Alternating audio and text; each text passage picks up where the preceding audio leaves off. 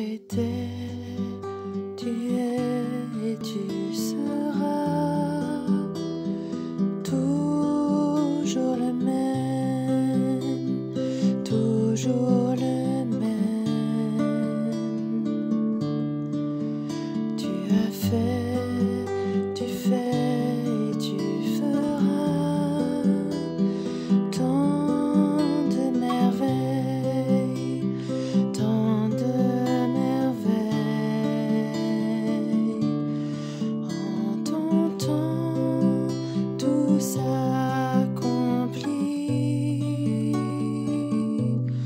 Tu es Dieu, le grand je suis. Tu nous ouvres grand les portes du ciel. Tu nous fais vivre ta présence, bien plus précieuse que les plus beaux diamants. Elle nous suffit à chaque instant. Elle nous suffit pleinement.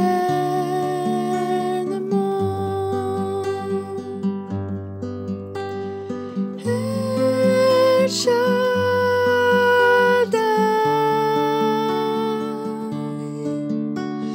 Dieu tout-puissant,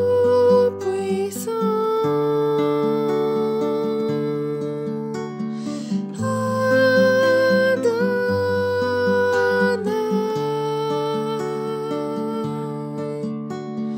Dieu qui vit éternellement.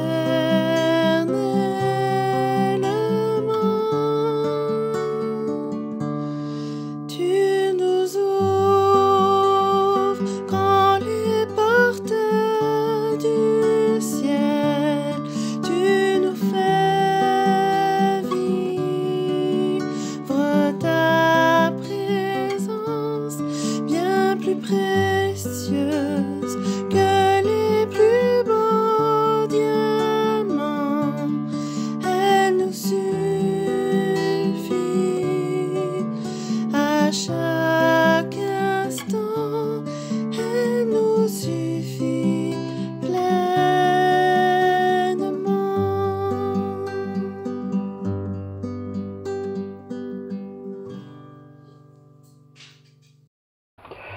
Donc nous ne sommes pas seuls. Il n'y a pas que des athées dans le monde. Mais il y a aussi beaucoup de gens qui sont protestants, catholiques et tout ça, mais qui ne sont pas très pratiquants. Hein. Mais vous êtes pratiquants puisque vous êtes là. Alors c'est à vous que je parle ce matin. Vous qui êtes pratiquants. Vous qui êtes venus pour partager la parole de Dieu. Rahab, ça vous dit quelque chose? Probablement, ça vous dit quelque chose. En tout cas, si ça vous dit rien, vous apprendrez à la connaître aujourd'hui. Rahab est une femme qui a été greffée au tronc d'Isaïe. Elle est entrée dans ce peuple que Dieu s'est choisi. Et pourtant, c'était une garce. C'était une prostituée, une putain. Et pourtant, elle est devenue enfant de Dieu. Je vous raconte son histoire. La Bible, nous avons des Bibles, hein, n'est pas un livre qui doit être mis dans une bibliothèque et qu'on consulte peut-être à l'occasion d'une communion ou d'un mariage d'enfant. Non, la Bible est parole de vie, parole que je lis le plus souvent possible, de préférence tous les jours, comme je mange tous les jours. Nourrissons-nous tous les jours de la parole de Dieu. Notre histoire se passe à l'époque de Moïse. Moïse est mort, disparu, il n'est plus. Et celui qui le remplace s'appelle Josué. Josué prend la relève. Josué était le fidèle compagnon de Moïse. Il a marché tout un temps avec Moïse, il a regardé Moïse, il a écouté Moïse, il a sûrement posé un tas de questions à Moïse. Bref, il est devenu un collaborateur, mais aussi certainement un bon imitateur de cet homme extraordinaire qu'était Moïse. Il n'était pas parfait, il n'était pas le Christ, mais c'était un homme remarquable. En tout cas, ce compagnon, Josué, était un homme qui a mis sa confiance dans la parole de Dieu. Moïse est mort, il n'est plus là, et il est choisi par Dieu pour prendre les rênes de ce peuple. Comme nous tous, frères et sœurs, nous sommes tous au départ un peu regardants, on regarde les autres, comment ils font, tiens, c'est bien, c'est pas bien, j'aimerais bien. Et puis un jour, il faut prendre la décision, mais qu'est-ce que moi je peux faire? Pas qu'est-ce que je voudrais faire, mais qu'est-ce que je peux faire? Et Josué était choisi pour servir Dieu au travers de la guidance de ce peuple qui va entrer dans la terre promise. Terre promise. Réalité pour les enfants de Dieu. Il a confiance, ce Josué, dans la parole de Dieu. Mais ce n'est pas lui le centre de ma prédication, c'est une femme au contraire. Je vous lis Josué 1, versets 2 à 9. Écoutez simplement. Moïse, mon serviteur, est mort maintenant. Lève-toi, passe le Jourdain, toi et tout ce peuple. Donc, ils doivent traverser ce Jourdain pour entrer dans la terre promise. C'est pas rien. Tout lieu que foulera la plante de ton pied, de votre pied au pluriel, je vous le donne comme je l'ai dit à Moïse. Donc, ce qui a été promis à Moïse va s'accomplir par Josué. Vous aurez pour territoire depuis le désert du Liban jusqu'au fleuve de l'Euphrate, tout le pays des Hétiens et jusqu'à la grande mer, le soleil couchant, vers le soleil couchant. Promesse de Dieu, nul ne tiendra devant toi tant que tu vivras. Pas mal. Je serai avec toi comme j'ai été avec Moïse. Je ne te délaisserai point, je ne t'abandonnerai point. Est-ce que nous pouvons dire ce genre de choses pour nous dans notre relation avec Dieu? Fortifie-toi, prends courage, car c'est toi qui mettras ce peuple en possession du pays que j'ai juré à leurs pères, à leurs ancêtres de leur donner.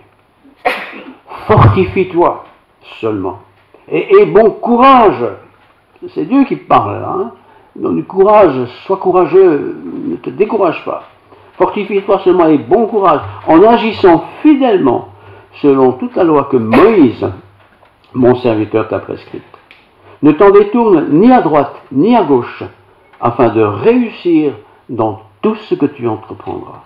Que ce livre de la loi, c'était donc les 5 premiers livres de la Bible, que ce livre de la loi ne s'éloigne point de ta bouche.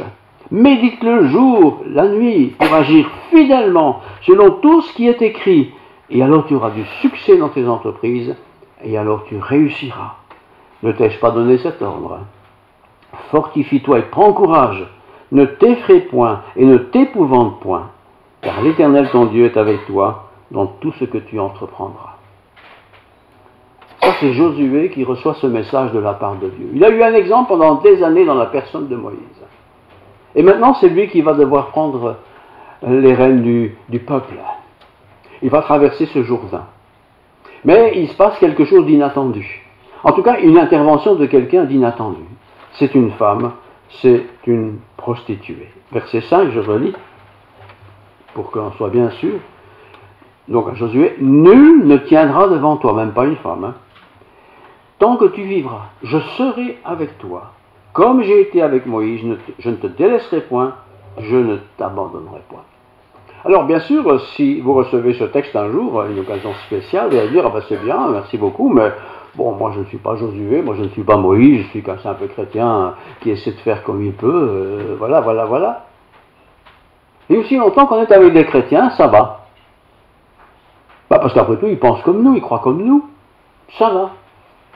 Mais se retrouver devant une femme dont nous allons parler, qui est une prostituée, et qui va changer de religion et de pratique, qui va accepter le Dieu que Josué a, sur le modèle de ce que Moïse a vécu, ça, c'est une autre paire de manches. D'ailleurs, réfléchissons un instant. Vous êtes là.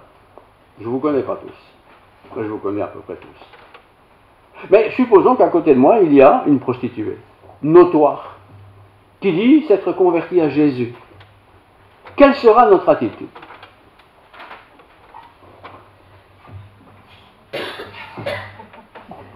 Oui.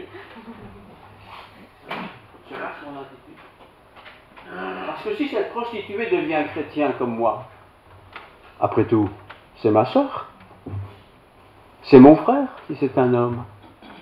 Quelle est mon attitude? Quelle est l'attitude de cette femme? Josué, lui, il a déjà l'assurance, verset 5, que nul ne tiendra devant lui. T'inquiète pas, il n'y a rien qui va te résister. Nul ne tiendra devant toi. Je serai avec toi. C'est Dieu qui dit ça. Je serai avec toi. Si vous êtes confronté avec un criminel, je serai avec toi, mon ami.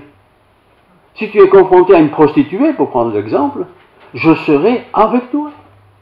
Tu vas travailler dans cette entreprise avec un patron qui est une peau de vache, ne t'inquiète pas, je serai avec toi. Ah, tu seras avec moi, Seigneur. Je ne te délaisserai pas. C'est un verset que on donne à tous les futurs pasteurs, tous les futurs serviteurs de Dieu. Je serai avec toi dans tout ce que tu entreprendras. Parfois, on n'ose pas se marier, on reste célibataire jusqu'à 80 ans. Parce qu'on n'ose pas, on n'ose plus. Ah, je serai avec toi. Ne crains rien. Et la promesse est très forte, je vous la relis, verset 9. Ne t'ai-je pas donné cet ordre? Fortifie-toi et prends courage. Josué 1, 9.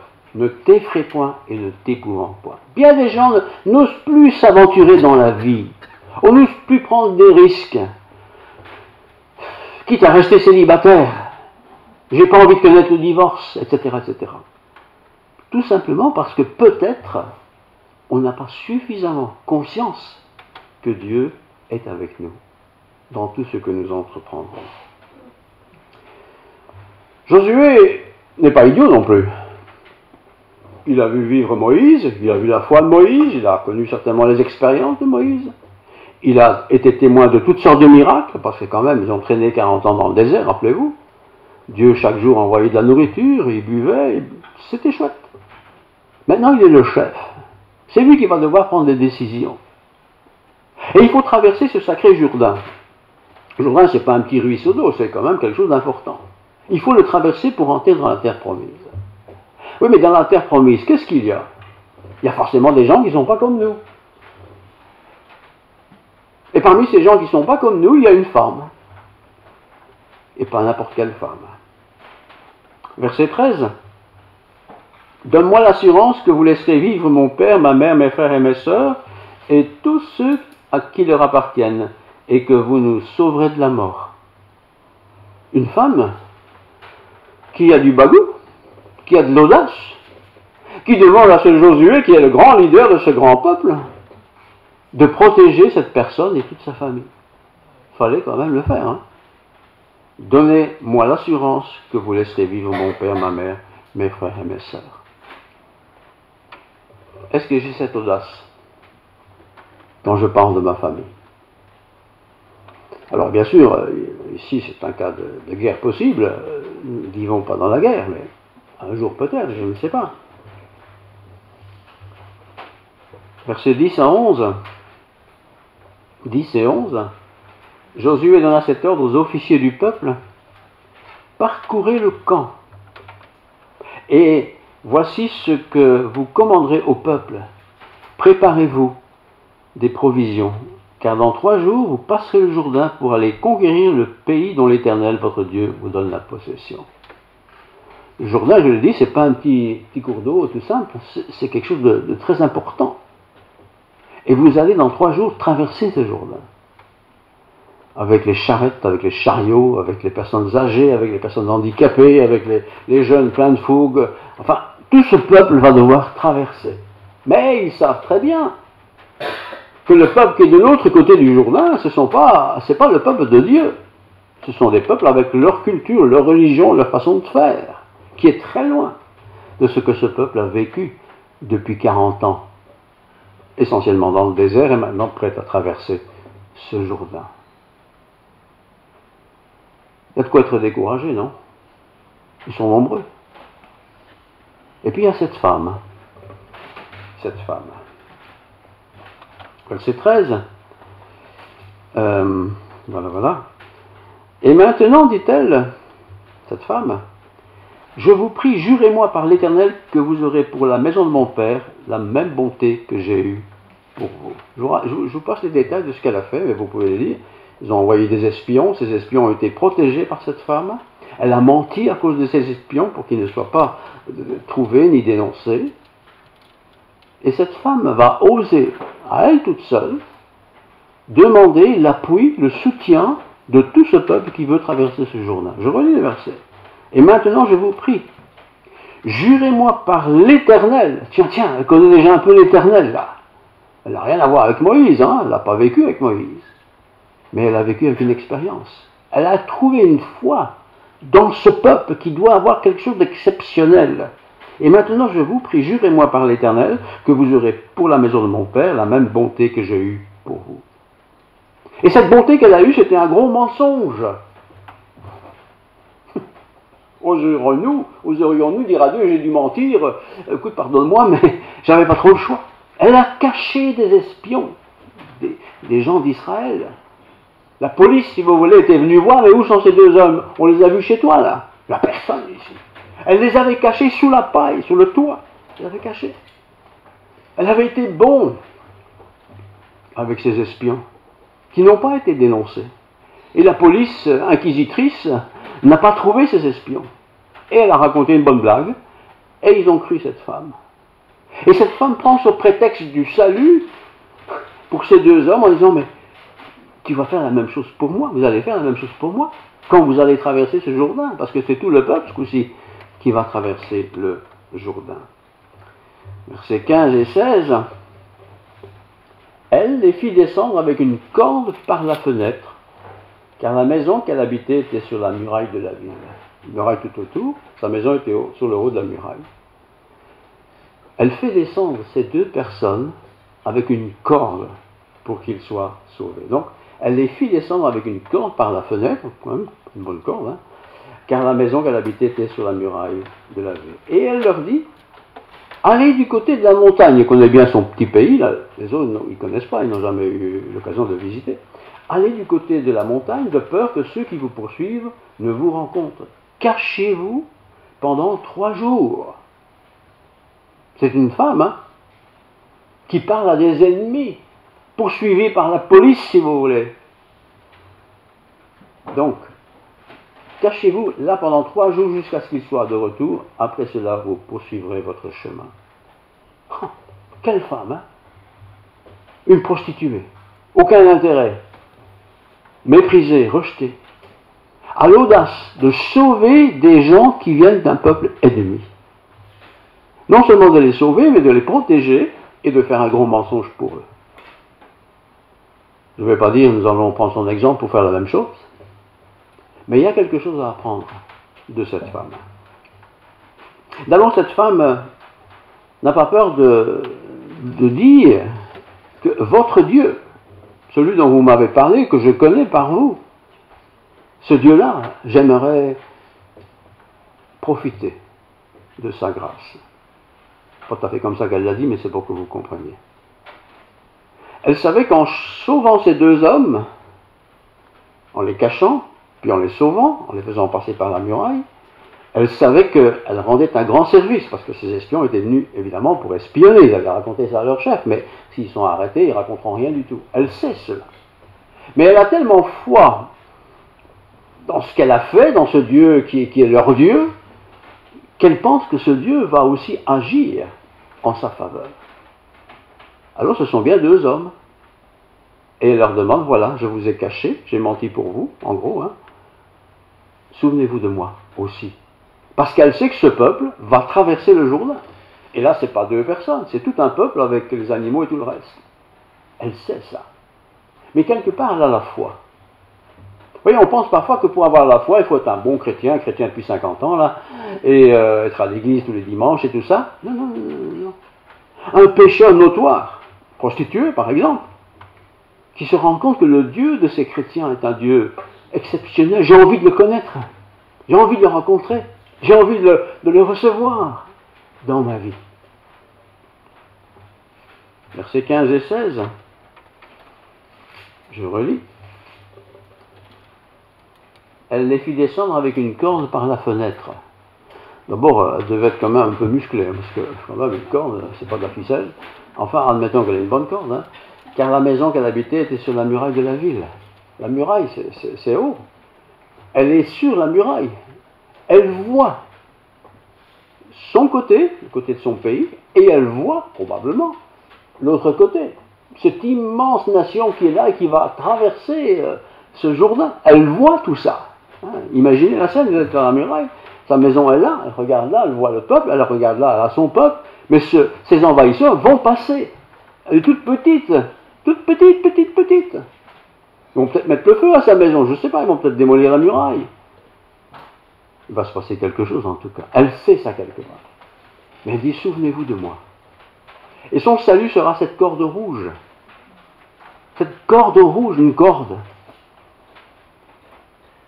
qu'elle laissera pendue sur la muraille. Et le peuple sera au courant que là où il y a cette corde, vous ne faites rien. Vous n'attaquez pas cette famille. Tous ceux qui seront dans la maison seront sauvés. Son chien, son lapin, sa poule, son voisin, son ami, ses copains, ses parents, enfin, tout ce qu'elle a pu mettre dans cette maison seront sauvés. Fallait-il qu'elle ait une foi, hein? Moi, je me dis, quand j'ai préparé ça, mais toi, donc moi, est-ce que tu aurais tant de foi? Je me connais, hein? Moi, je ne serais pas resté là, hein, ça c'est sûr. Déjà que j'aime pas l'attitude, alors au-dessus du mur, ça ne me pas trop mon truc, là. Moi, je ne serais pas resté là, quoi. J'aurais, je sais pas, été à l'intérieur du pays, auprès des prêtres, là, quelque part. Je pense que j'aurais fait ça. Mais elle ose. Car visiblement, elle a dû apprendre, ou découvrir, ou savoir, ou être inspirée, je ne sais pas, que le Dieu de ces Hébreux est quand même un Dieu exceptionnel qui risque de faire mal pour ceux qui vont à son encontre. Dieu est équitable pour tous. Dieu sauve qui il veut, mais il n'oblige personne à être sauvé. Mais il regarde le cœur. Et Dieu n'a jamais oublié cette femme qui a caché ses hommes chez elle, sous la paille, et qui a menti d'une manière osée aux inspecteurs, aux contrôleurs qui étaient là. Il n'y a personne ici, non, il n'y a rien, c'est de la paille qui sèche, c'est tout. Je ne connais pas. Pas très chrétien ça, hein? Pas très chrétien. Et Josué n'a pas commencé à parler, mais tu as menti, madame, ça ne va pas, ça mauvais, hop, non. Elle a pu faire partie du camp de Dieu. Et on parle d'elle encore aujourd'hui. Voyez, nous pensons qu'il faut être tellement saint, là, au-dessus, pour que Dieu nous remarque. Mais non, Dieu remarque tous les hommes, tous les humains, il les remarque. Et il remarque certainement tous ceux qui invoquent son nom avec leurs moyens. Puis je fais un grand bond dans le Nouveau Testament, dans l'épître de Pierre. Donc le temps est fort avancé aujourd'hui, je ne sais pas ce qui se passe. 1 Pierre 1, 17, je vous lis.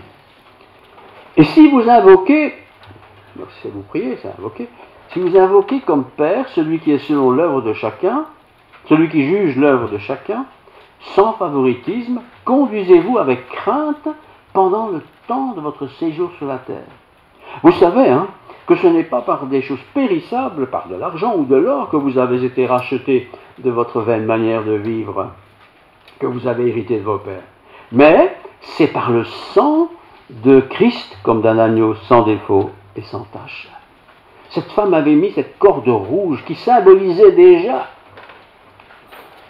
la crucifixion de notre Seigneur Jésus-Christ, qui symbolisait déjà le sacrifice, le sang du Seigneur qui allait couler.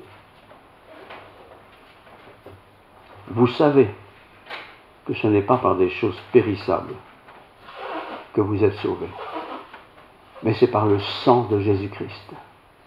Cette corde a permis à cette femme d'être sauvée lorsque le peuple allait envahir ce pays. Tout le monde avait reçu l'information. Là où vous voyez cette corde qui pend, il y a une maison. Les gens qui sont dans cette maison, vous n'y touchez pas. Ils ont fait le bien. Dieu n'oublie jamais tout le bien qu'on a pu faire. Que ce soit pendant des guerres, pendant des catastrophes, des malheurs, des drames, des chagrins, enfin toutes sortes de... Dieu n'oublie jamais ça. N'ayons pas peur d'être généreux dans notre service pour Dieu. L'apôtre Jacques, chapitre 2, verset 9, dit ceci. Si vous faites acception de personnes, c'est-à-dire on rejette certaines gens, vous commettez un péché. Vous n'allez pas aider quelqu'un parce qu'il est chrétien. Vous allez aider tous ceux qui sont dans la souffrance. Pas parce qu'il a une tête qui ne vous revient pas, il est noir, il est blanc, il est une autre couleur. Non, non, non, non, non. Dieu ne fait exception de personne. Jacques 2, 9. Prenons garde, frères et sœurs, prenons garde. Rahab, la prostituée, la putain, a trouvé grâce auprès de Dieu parce qu'elle a fait quelque chose d'exceptionnel. Et cet exceptionnel, c'est un gros mensonge envers les gens de son camp. Il n'y a personne ici. Ils sont là pourtant juste devant eux. Elle les a bien cachés, sont bien camouflés. Et elle a profité de ce service, ce salut pour ces hommes, pour demander une grâce prochaine quand ils traverseront le Jourdain. Elle avait la foi. Elle n'a pas traversé le désert pendant 40 ans. Elle n'a pas entendu toutes les prédications de Moïse et tous les discours qu'il a fait. Elle n'a rien entendu de tout ça. Mais visiblement, elle sait suffisamment que ce peuple est un peuple que Dieu, le Dieu Yahvé, bénit. Et elle veut profiter de cette bénédiction. Alors, je voudrais dire ce matin que nous devons aussi apprendre à partager notre Dieu. Partager, c'est le dire à d'autres. Vous savez, vous allez où le dimanche? Je vous vois toujours en voiture, tout bien habillé. Vous allez où au football ou... Non, je vais à l'église. À l'église, qu'est-ce que vous faites à l'église? On ne va plus à l'église, il fait froid en plus, chauffage, il n'y en a pas. Non, je vais à l'église. Je vais à l'église parce que j'aime Dieu. Il faut le dire, ça. Tu aimes Dieu, toi? Mais c'est qui Dieu? Et voilà l'occasion lancée pour dire qui est Dieu pour toi. Tu veux connaître ce Dieu pour moi? Tu peux si tu veux. Tu veux que je te l'explique? Ne dis pas, viens, le pasteur va t'expliquer. Vous pouvez le dire vous-même. Tout le monde comprend très facilement. Une corde qui pend, c'est pas compliqué. Vous voyez cette corde, faites pas de mal. C'est très simple, mais c'est tellement vrai. Israël a pourtant bien des fois commis des choses pas bien, alors que ce peuple d'Israël était peuple de Dieu. Pendant 40 ans, ils ont vu des miracles tous les jours. La nourriture était là tous les jours. Cette femme n'a rien vu. Elle n'a vu que des gens qui venaient voir la prostituée. Rien de beau. Rien de beau. Et pourtant, cette femme et sa famille seront sauvées. Alors, si nous sélectionnons un peu trop ceux à qui on va partager un peu notre foi, ben on ne la partagera pas beaucoup. Il faut peut-être aller un peu plus vers ceux qui sont les paumés de la vie, quoi. Ceux qui sont peut-être des pécheurs, des gens en prison, par exemple. On dit, bah ouais, mais c'est des criminels, ils ont bien fait, ils sont là, tranquilles. Oui, mais ce sont des gens que Dieu aime, il veut les sauver. Dans les hôpitaux, là, il y a des gens malades, là, qui ne comprennent rien de ce qu'ils racontent. Oui, mais ils ont besoin d'entendre. Puis ton voisin, là, au-dessus, en dessous, qui fait du boucan pas possible, il a aussi besoin d'entendre l'évangile. Comment tu vas faire? Comment penses-tu partager cela? Je relis encore une fois, Josué 2, 3 à 7. Chapitre 2, 3 à 7. Elle les avait fait monter sur le toit. Donc la police est là, et elle les avait cachés sous des tiges de lin qu'elle avait arrangées sur le toit. Ces gens les poursuivirent par le chemin qui mène au gué du Jourdain, et l'on ferma la porte après qu'ils furent sortis. La porte est fermée. Personne ne sait trop pourquoi, mais cette porte est fermée, et ces hommes ont été sauvés. Ils étaient maintenant dans la maison de cette prostituée. Ils n'ont pas été trouvés. Elle les avait cachés. Rahab, je trouve, est une femme de grande foi. Elle n'a pas été à l'école le dimanche. Elle n'a pas été au camp de jeunes. Elle n'a pas participé aux réunions d'église. Elle n'a pas... rien de tout ça. Mais elle savait que ces gens-là, ces deux hommes qui étaient des espions, elle savait que c'était le peuple de Yahvé, de Dieu. Elle ne connaît pas Dieu, mais c'est leur Dieu. Et je sais, comment elle le sait, je ne sais pas, par la foi sans doute, que c'est un Dieu qui est vrai et qui a besoin d'être entendu. Je voudrais encore lire quand même, si vous me permettez, parce que sinon je n'aurais pas dit tout. Donc Josué, toujours, chapitre 2, versets 8 à 11. Et c'est pas une fake news. Croire, avant que les espions se couchent, Rahab monta vers eux sur le toit. Et leur dit, l'Éternel, je le sais. Comment sait-elle ça? L'Éternel, je le sais, vous a donné ce pays, c'est-à-dire son pays où elle habite. Dieu, l'Éternel, a donné ce pays à votre peuple, je le sais. On dirait aujourd'hui, c'est une fake news, ça. Hein? Comment elle peut savoir ça, elle? Donc je sais que dans ce pays, la terreur que vous inspirez nous a saisis, et tous les habitants du pays tremblent devant vous. Son peuple. Ils sont pourtant derrière une muraille, hein? Quelle sécurité. Mais elle sait que le Dieu de ces gens-là est un Dieu qui fait peur. Et c'est pour ça qu'elle les a cachés. C'était quand même quelque part un peu égoïste. Hein? Elle voulait sauver sa peau. Mais elle l'a fait, et en le faisant, elle a accompli le projet de Dieu. Et nous, frères et sœurs, est-ce que nous osons parler de notre foi? Pas d'une foi théorique, la discussion sans fin, toi tu crois ça, moi je crois ça ne sert à rien tout ça. Mais la foi vécue.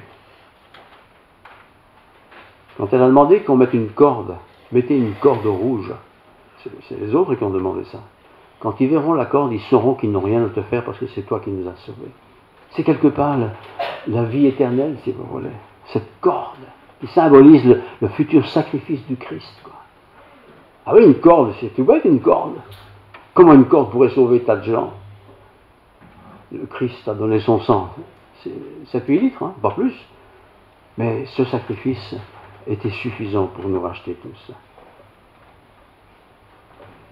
Autour de nous, je termine, il y a des pratiques bien choquantes. Il y a des gens qui font des choses vraiment heurtantes, dégoûtantes, pour pas dire un autre mot. Et nous sommes là pour parler de l'amour de Dieu. Qu'est-ce que nous disons quand nous parlons de Dieu? Souvent, nous disons, chez les protestants, c'est un peu mieux, parce que ceci, parce que cela. Nous embellissons la marchandise, si vous voulez. Et on pense que ça va les convaincre, ça ne convainc rien du tout. Parce que dans toutes les religions, je vous ai donné ces millions de gens, milliards de gens, ils sont croyants, hein, quelque part. Il nous faut quelque chose qui soit salutaire. S'il n'y avait pas cette corde qui pend au mur, jamais sa famille n'aurait été sauvée. Si Christ n'avait pas donné sa vie, si son sang n'avait pas coulé, personne ne serait jamais sauvé, sauf son peuple d'Israël que Dieu s'est choisi. Mais aujourd'hui, à cause du sacrifice du Christ, toutes les nations, et dans les nations ceux qui veulent, peuvent profiter du salut et du sacrifice de Jésus. C'est un merveilleux cadeau que Dieu fait à l'humanité. Alors si moi je l'ai trouvé, je suis heureux, je suis béni, je suis encouragé, j'aime Dieu, je sais où je vais. Mais autour de moi, frères et sœurs, il y a des tas de gens qui ne connaissent pas Dieu. Ouais, ils ont quelques notions de religion, pas tout le monde est un peu religieux, quoi. Mais ça ne change pas le cœur de quelqu'un. Tu mets une corde, et cette corde sera ton salut. Tu acceptes le sang du Christ comme ton salut.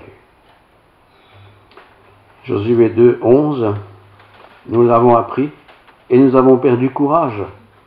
Et tous nos esprits sont abattus à votre aspect, car c'est l'Éternel votre Dieu qui est Dieu, en haut dans les cieux et sur la terre. Maintenant, je vous prie, c'est toujours les espions, hein, jurez par l'Éternel que vous aurez pour la maison de mon Père la même bonté que j'ai eue pour vous. Elle les a sauvés. Elle a sauvé sa peau, mais elle voulait aussi sauver sa famille. Alors nos familles aussi ont besoin d'entendre la bonne nouvelle. Il y a moyen d'être sauvés. Discuter de religion, ça ne sert à rien. Ils sont peut-être bien plus doués que nous. Mais discuter du salut, le sacrifice de Jésus. Je vous laisse avec cela. Christ est mort, bien plus il est ressuscité, afin que quiconque croit en lui ne périsse point, mais qu'il ait la vie éternelle. Aucun membre de la famille présente dans la maison de cette femme, aucun membre, hein, et elle a dû inviter beaucoup de gens, la maison était bourrée certainement, n'ont été touchés, blessés par le peuple de Dieu. Le peuple de Dieu a reçu la consigne, vous ne faites rien à ces gens-là, à cette maison-là. Tout le monde n'est pas sauvé, tout le monde ne sera pas sauvé non plus. Peut-être un parent, peut-être un époux, une femme, un enfant, je ne sais pas, Dieu le sait. Mais ce que j'aimerais quand même me dire et vous dire, c'est que s'il n'est pas sauvé, c'est parce qu'il a choisi de ne pas être sauvé. Et pour qu'il ait pu choisir, elle a fallu qu'elle entende la bonne nouvelle. Quand vous verrez la corde, c'est pas compliqué, hein? Là, vous ne touchez rien. Quand vous verrez la croix et que vous entendrez le message de l'évangile, vous accepterez celui qui est mort sur la croix. Que Dieu nous bénisse. Relisez cette histoire, elle est palpitante, on aime la raconter aux enfants, mais elle est une histoire vraie. C'est une malhonnêteté pour son peuple, elle a menti aux gens de son peuple. Il n'y a personne ici, vous pouvez regarder, personne. Et sous la paille, il y a quelqu'un, il n'y a personne, c'est de la paille qui sèche. Mensonge. Je ne vais pas dire maintenant qu'il faut mentir, mais nous pouvons en tout cas prêcher cette bonne nouvelle certainement, la vivre aussi dans des actes qui honorent le Seigneur. Prions. Notre bon Père Céleste, merci pour cette femme, Rahab, la prostituée. Franchement, rien d'excitant, et pourtant, elle a voulu faire du bien à ses espions. Elle les a protégés. Elle a pris le risque de se faire arrêter, de se faire exécuter, parce qu'elle a menti. Mais elle a pris le risque parce qu'elle avait confiance que ces hommes étaient les envoyés de Dieu. Tu as béni toute sa maison. Tous ceux qui étaient dans cette maison-là ont été sauvés. Tu sauves encore aujourd'hui quiconque se tourne vers toi. Les méchants, les bons, les prostituées, les voleurs, les criminels qui se tournent vers toi, qui voient cette corde, qui voient le sang du Christ et qui l'acceptent. Tu les sauves, Seigneur. Donne-nous de nous en souvenir. Pas que de parler de toi aux gens super bien, mais à tous. Tous ont besoin d'entendre la bonne nouvelle. Que cette bonne nouvelle soit proclamée au monde entier, je t'en prie. Et pour nous, Seigneur, je te demande de nous bénir dans nos activités, dans notre service, quel qu'il soit, que ce soit un bon service qui t'honore, que nous ayons un bon témoignage autour de nous, chez nous, dans notre maison, dans notre voisinage, au travail, qu'importe. Seigneur, que tu sois le centre de notre salut, mais aussi le centre de notre témoignage. Béni soit le Seigneur. Que la grâce de Dieu, la paix du Christ Jésus, la plénitude de l'Esprit Saint repose sur nous tous. Amen. Amen.